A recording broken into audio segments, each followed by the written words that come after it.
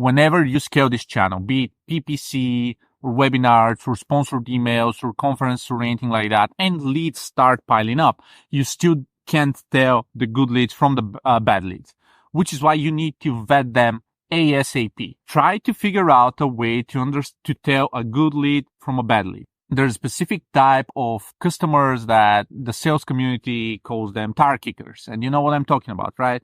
People who are just browsing around, people who are just asking for opportunities, people who are just submitting the same RFP to 30 different businesses or agencies or so forth. There are lots of those people. Unless you really have great business model and unless you really have recurring revenue, you would still have to try hard for some of those opportunities, which is clear. But in the grand scheme of things, you don't have to do that. In the grand scheme of things, you need to vet these people right after. Make sure you understand the principles of what tire kickers look like and work like, and really politely tell them, I'm sorry, we are only working on serious opportunities because we really care about our customers and we really want to spend the most time as possible with customers that really care about their business and really know what they're after. Which is why, of course, you need to find ways to ask them the right questions or send them the right forms or something else in order to validate whether they're a tire kicker or are they the right prospect that you're looking for, right? If you target your ideal customers, you have to niche down as much as possible in order to understand what exactly they do, what exactly they need, industry, niche, and so on.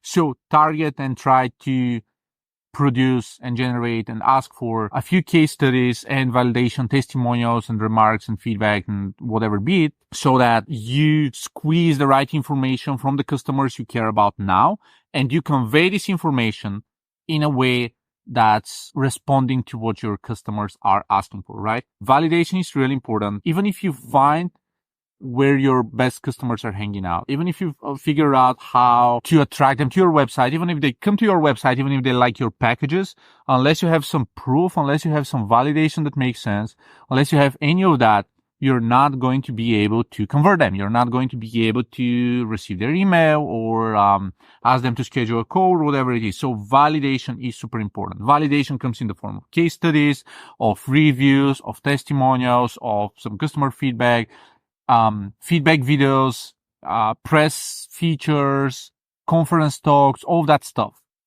So try to gather as much of this as possible, because this type of trust is building credibility and is increasing the odds of customers actually reaching out to you. Try to do whatever possible to just retain them for as long as possible. Great customers are rare to find because they need to be in a very specific place of their lifetime, in a very specific industry, in a very specific size, in a very specific need, so that they can leverage your services, and they're really hard to find. So try to respect them as best as possible.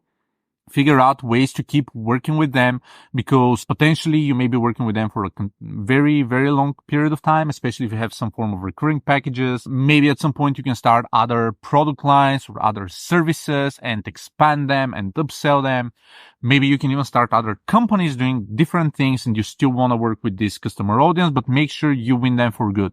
You show them you care. You show them, why you see so much sense working with them. Just build the right type of rapport to work with these customers.